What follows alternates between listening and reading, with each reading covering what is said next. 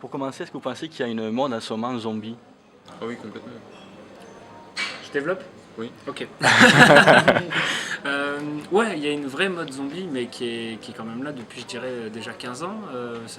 Moi, je pense que ça a commencé avec le jeu vidéo, ou ça a recommencé avec le jeu vidéo. Il y a plein de films dans les années 70-80, et puis le jeu vidéo, en fait, Resident Evil, Silent Hill, a vraiment mis le zombie comme un personnage cool, de divertissement. De là, le cinéma a réenclenché sur les zombies. Tous les autres médiums ont suivi, la BD ou le jeu vidéo surtout. Et aujourd'hui, il y a une vraie mode, mais qui est là, on peut même plus parler de mode, elle est là depuis 15 ans, et je garantis qu'elle va durer encore 15 ans. Puisque les plus gros titres de jeux vidéo aujourd'hui, qui se vendent plus, qui font plus de chiffres que le plus gros cinéma, il y a un jeu de zombies par mois, et tout ça génère vraiment des millions et des millions de dollars, pour parler sous quoi. Donc du coup, le zombie est installé et va durer super longtemps, quoi. On peut même plus parler de mode là, c'est un vrai phénomène culturel. Et sur votre travail, quelles sont les sources d'inspiration? Est-ce que vous êtes revenu au premier film zombie? Je crois que c'est depuis 1900... Le premier date de 1932, White Zombie. Et après, oui, alors non, je t'avoue, je l'ai même pas vu. Moi, je sais que c'est pas pareil. White Zombie, c'était davantage autour du mythe zombie vaudou. Non, nous, on est vraiment des enfants du Romero. Plutôt, c'est ça les films dont on parlait tout à l'heure, années 70. Un des premiers, mon premier vrai film de zombie, ça a été le Zombie de Romero dans le supermarché, et ça a été une claque pour moi où je le dis souvent, mais quand j'ai vu ce film petit, j'étais vraiment enfant, je sais pas quel âge j'avais, mais j'avais même pas 10 ans, et je me suis dit quand je serais grand, je raconterais des histoires de zombies. Donc ma référence est là. Nos références sont essentiellement cinématographiques. Pas tellement ni jeux vidéo, ni bande dessinée, parce qu'il y a pas grand chose, donc vraiment c'est... Et moi je joue aux jeux vidéo aussi, je l'avoue. J'ai fait tous les Resident Evil. Et donc en ce moment il y a beaucoup de séries, à la fois télé mais aussi en BD, zombies. Comment on fait pour se distinguer des autres? On est sorti un peu avant en fait, déjà. On est sorti peut-être un peu avant que ce soit l'avalanche. Il y avait déjà Walking Dead qui est vraiment une série installée, top qualité et tout ça. Je crois qu'on est arrivé juste après. Le premier tome, on est arrivé. Le premier tome est de zombies. En fait, quand on a démarré le projet, Walking Dead n'était pas encore le carton en France que c'est devenu. Par contre, quand le tome 1 de Zombie est sorti, sur la période d'un an et demi sur laquelle on a travaillé sur le tome 1, au moment où le tome 1 est sorti, ça y est, Walking Dead avait enclenché le truc. Et du coup, on est arrivé quasiment juste après. En France, je parle, bien sûr, aux États-Unis c'est déjà plus installé, mais du coup, à partir de là, on commençait à s'enclencher des projets systématiques zombies, mais nous, on avait déjà un tome, voire deux.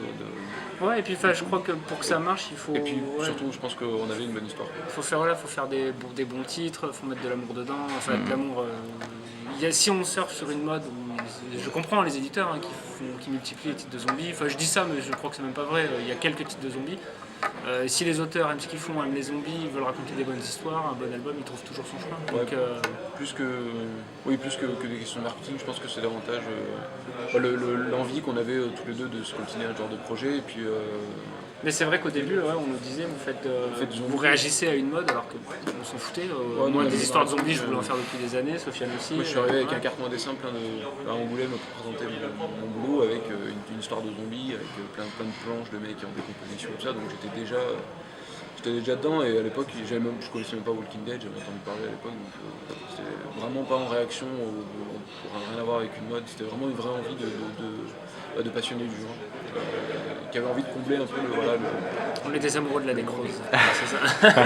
Et qu'est-ce qui explique le succès, selon vous, du zombie? Est-ce que c'est le rapport le rapport à la mort qui revient un petit peu sur... Je sais pas si... Alors, je sais pas si ça va faire un peu de temps. Vas-y, dis, si t'as une idée là. Moi, je veux dire, de façon, on va parler sociologie après et tout ça. Non, de notre titre ou du zombie en général? En général, puis du vôtre. Alors, du zombie en général, je pense qu'il y a d'une part. Je pense que c'est surtout, il y a, à chaque fois le genre fantastique, c'est toujours construit en réaction aux grandes peurs de l'humanité, quand ça a été le communisme, machin, c'était les extraterrestres, l'histoire d'invasion et tout ça. Et là, il y a une peur des grandes pandémies, avec la grippe H1N1, avec machin, et le fait que maintenant tout soit accessible, on puisse aller d'un bout à l'autre du monde en rien de temps, et que tout cet échange de communication, que tout se fasse si vite. Et je pense que c'est cette espèce de peur des grandes pandémies qui fait Et l'anonymat, Ouais, c'est vrai, un mélange des grandes pandémies et de l'anonymat général dans lequel tout le monde se retrouve, qui fait que le zombie est revenu en force. Ouais, il y a ça, et puis il y a ce côté globalisant là, où tout le monde fait la même chose de la même manière un peu partout et en même temps, et peut-être que le zombie c'est la créature justement qui a aucune identité, qui a aucune volonté, qui réagit dans un troupeau de moutons. Et peut-être que oui, par extension, on peut dire que notre civilisation tend vers des mouvements de masse comme ça, culturels, idéologiques et tout ça, et donc le zombie c'est la créature parfaite, quoi. Donc après, moi, ça devient un peu. Non, un peu après, le zombie est cool aussi, voilà. C'est une Oui, créature oui, cool. il peut être cool. C'est qu'on peut défoncer son voisin un coup de batte. Même des fois, il peut danser quand on voit le clip thriller. Après, je pense que nous, sur notre série, ce qui a fait la différence, à mon avis, c'est que la plupart des récits de zombies se cantonnent entre guillemets, à suivre un petit groupe de survivants au lendemain de la contamination. Et c'est pour ça que nous on a pris Olivier a pris le parti pris que j'ai trouvé moi très intéressant et qui m'a tout de suite accroché, de dire bon on se place tout de suite 7 mois après, et du coup au bout de 7 mois il y a deux alternatives, soit la plupart de nos compagnons se sont fait dégommer et on est tout seul depuis des mois à survivre dans une ville, on devient quasi une espèce d'animal au milieu des zombies, on accepte que les zombies sont devenus les nouveaux rois du territoire. Ou alors on est un groupe de survivants qui a rejoint d'autres groupes de survivants, qui a rejoint d'autres groupes de survivants, et là on est une caravane de 500 mecs qui essayons de reconstruire un semblant de société. Et du coup on sortait de ce truc-là des 5 personnes qui vont devoir aller dans un centre commercial et il va y avoir des zombies. Voilà, c'est vraiment ce qui m'a intéressé quand j'ai commencé à travailler avec Olivier, de dire il avait vraiment trouvé une approche qui était quelque chose que j'avais peu vu, et je pense avoir pas fait le tour, mais j'ai bourlingué en territoire zombie depuis que je suis gamin, donc voilà, je pense que c'est cet aspect-là qui a pas mal servi.